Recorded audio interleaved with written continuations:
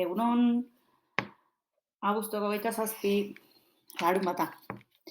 Gaurko egunez, duela 500 urte, 1522ko abuztuaren 27an, lau nafar exekutatu zituzten gaztelar agintariek Iruñean.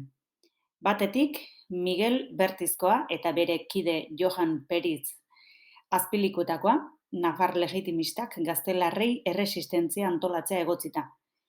Epaiketa sumarisimoa izan zuten eta exekuzio krudela. Zeldan irakurri zieten epaiaren arabera, jabetza guztiak konfiskatu eta Iruñera asto bati lotuta arrastaka eramango zituzten. Han pikotara lotu eta publikoki burua mozteko.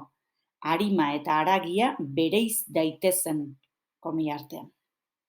Bestetik, Koreiako Johan eta Fernando Lodosakoa tuterarra ere exekutatu zituzten, baina jatorri xumekoak izaki heriotza ez noble bat eman zieten.